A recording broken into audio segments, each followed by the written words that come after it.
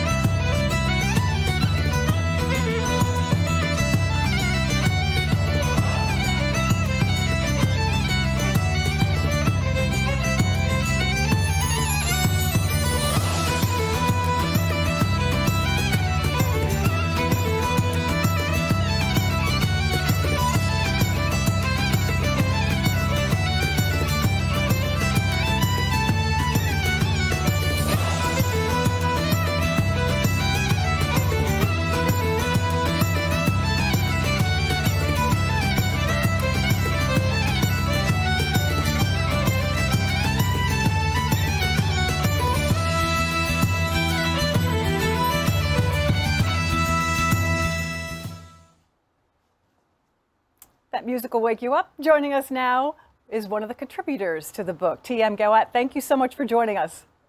Thank you. Thank you for having me. These books are for young adults, correct? Yes, and like we just saw, 8 stories by 8 authors, and from the 4th century all the way into the future. Tell us a bit about your book, your story. Well, my story is one of the contemporary stories. It's written around the year 2000. And it introduces 2 characters. One of them had just left home because she was struggling with her father. And so she decided to, go onto the streets because she felt she'd be safer there. And she meets someone called Pat who basically guides her and tries to help her find her grandmother so she can not be on the streets and she can be safe. So it's 2 strangers meeting each other and becoming friends. And it's called In Mouth, A Friend and Stranger, based on St. Patrick's Lorica. And like I said, all 8 stories, there's a common thread all the way through these stories. Tell us about, I think that's so interesting. Tell us about that thread. Yes, so we basically did Treasures the same way we did all the other 2 anthologies, where we had our authors write their stories based on a theme. And each author decided to write the genre that they enjoyed writing in. So it could have been historical fiction or contemporary or dystopian. In this case, for Treasures, what we decided was we wanted to have an item that would travel through all the stories. From the beginning of the story, which was the first story being about St. Patrick, all the way to a dystopian story. And we put all the stories in chronological order, so that this item, which turned out to be Connemara marble that was naturally shaped into a shamrock. And this item travels through all the stories, and it affects the characters in different ways. Sometimes it's more subtle, sometimes it's more obvious, but it's basically the idea of a relic that affects people's lives through St. Patrick's intercession to God. I love how the relic ends up, where it ends up in your story, and I won't tell anybody because they have to read it. Yes, please. But did the 8 authors get together and decide, okay, this is what I'm going to do? You know, like how did you do that? Coordinate it? Well, we never tell each other what we're writing about. We just have a theme and we write our story. And that was the beauty of this anthology, was that all our stories were written before another author got to read it, to maybe give advice or help edit and so on and so forth. And so we never really got to read the whole anthology until it was done. And just reading it from the first story to the last, it was just amazing how it came together. The only thing we really got information from was the author before us, who we knew would be before us, because we knew what the timeline would be, and we knew which author would be writing in which time frame. So I knew that Leslie would be before me and Corinna would be behind after me. So we had to kind of decide, okay, how am I going to get hold of this item and how am I going to get rid of this item in order to pass it on? And in some cases, it didn't really matter because there was a lot of time in between it. But that was really all we knew. We didn't know what we were writing. We didn't know what our stories were about. So it was just wonderful reading the whole thing at the end and just seeing how it came together, and especially how they relate to each other. That had to be wonderful for you to read this book, you know, from start to finish, and see what the other authors did. It was just incredible. And, you know, it's funny because when you read your story, or you write your story and then you read some of the others, you see them individually. But when you read them all together, they just come together with this. It's almost like divine providence, because certain things just work out. The first story was Teresa Linden's story about St. Patrick. And in her story, she had introduced the Lorica as well. And so when I read her story and she had read mine, she said, oh, my goodness, we both have it. Should we have the same thing in there?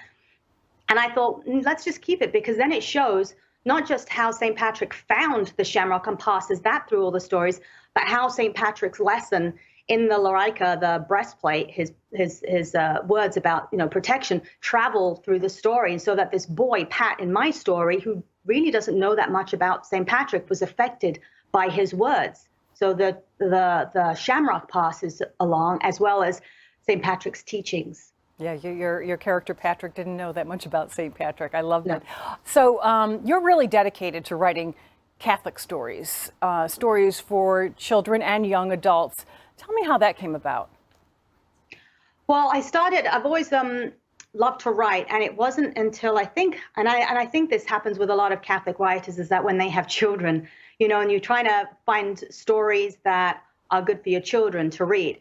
And everyone knows about the, you know, classics, the Catholic classics, but there isn't much out there as far, or at least when I started writing, I didn't feel like there was that much out there as far as Catholic novels for teens and young adults. Just there's a lot of secular things out there, but I think it's really important for teens to understand what it means to know, love, and serve the Lord. We hear that, we know that is our meaning of life, and that's why we're here. But how do you do that? How do you live that? And so Catholic fiction is a way of introducing characters. Some are Catholic, some are not, you know, but it has a Catholic foundation that guides teens and young adults on how to deal with struggles and adversity and, you know, basically living in the world, how to live in the world and not be of the world. And it shows you how to do that. And I think I find myself writing, my first book was about foster children, and one of my more recent ones, For Eden's Sake, is a pro-life story. So I find myself writing a lot about struggles, and just like Pat, you know, and my story in Treasures. So I just find myself guided towards that. Yeah, what's nice in Treasures is, you know, there are adventures, there's mystery, there's stories of friendship. It's such a wide variety with this common theme of how important our faith is. Exactly. And the whole point of doing the anthologies, the group Catholic Teen Books, our organization, decided to introduce the anthologies because they were just like a snippet of some of the novels that are on the website. So you do have some characters. For example, you have Corinna's story, the last one. She has a series, the I Am Margaret series, and her characters are from that. And then you have some of the other authors who share their characters from their novels. So the whole idea of an anthology was to introduce the authors, introduce some stories, introduce genres, and to introduce some of the novels so that teens could just, get a taste of everything and decide maybe they'd come away with it, liking a new author, or deciding, hey, I like historical fiction. I'm going to try some more of that. So it's just to try and get teens to read more and to really enjoy it. And the stories are really sound and strong, and I think they're just fantastic. They are. This book is Treasures Visible and Invisible. It is the third in a series, so there are other anthologies that you can also go look for. And you worked on all three. So thank you so much for joining us. Thank you so much for having me. We'll talk to you again. Okay, thank you.